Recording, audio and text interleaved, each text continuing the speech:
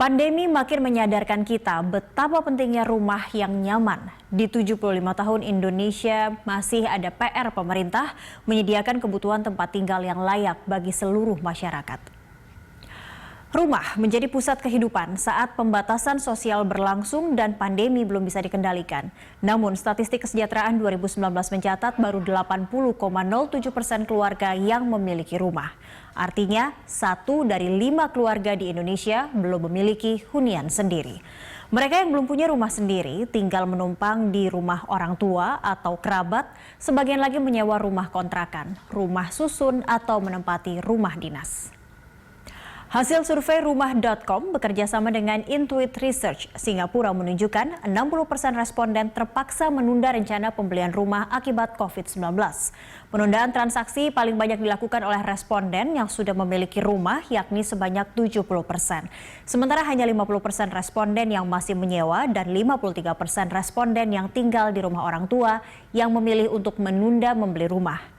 Hasil survei diperoleh dari 1.007 responden dari seluruh Indonesia yang dilakukan pada Januari hingga Juni 2020. Secara umum ada sejumlah kendala yang membuat belum semua keluarga memiliki rumah idaman. Kendala internal terkait kemampuan daya beli masyarakat. Adapun faktor eksternal berhubungan dengan akses mendapatkan kredit perumahan dan pasokan perumahan.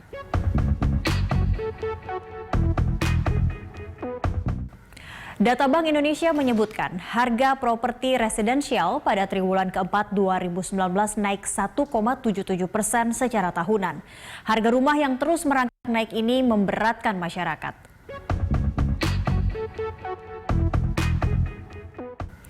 Minimnya daya beli masyarakat terlihat dari cara membeli rumah. Mayoritas pembelian properti residensial dilakukan dengan cara kredit, yaitu 71,88%. Hanya 7,89% konsumen yang membeli secara tunai. Sementara sebagian lainnya dengan cara pembayaran tunai bertahap. Di luar kelompok yang bisa membeli rumah, masih ada kelompok masyarakat yang memiliki keterbatasan daya beli rumah. Undang-Undang Nomor 11 Tahun 2011 tentang Perumahan dan Kawasan Permukiman menyebutkan terdapat masyarakat berpenghasilan rendah yang perlu dukungan pemerintah agar dapat memiliki rumah. Salah satu bagian masyarakat berpenghasilan rendah adalah penduduk miskin yang jadi sasaran utama program Sejuta Rumah. Pemerintah mensyaratkan penghasilan maksimum 8 juta rupiah bagi masyarakat berpenghasilan rendah untuk mengambil rumah bersubsidi. Selain daya beli, akses masyarakat untuk mendapat kredit perumahan masih terbatas.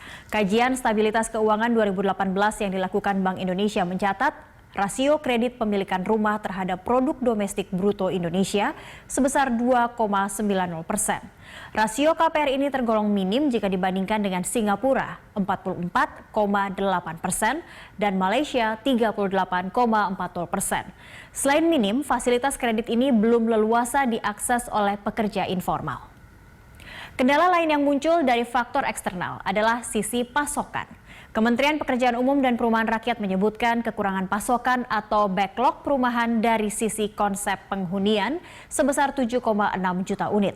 Angka ini dapat bertambah mengingat kebutuhan rumah baru per tahunnya mencapai 500.000 sampai 700.000 unit.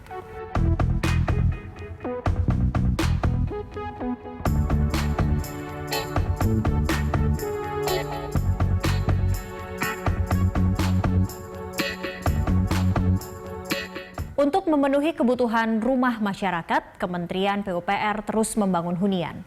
Total capaian pembangunan rumah selama 5 tahun sejak 2015 hingga 2019 adalah 4.809.423 unit. Pemerintah memang menyediakan beragam program untuk mengakselerasi kepemilikan rumah. Namun, rumah layak huni dan terjangkau bagi masyarakat miskin dan berpenghasilan rendah masih jadi tantangan pemerintah. Rumah merupakan kebutuhan utama masyarakat yang dijamin Undang-Undang Dasar 1945.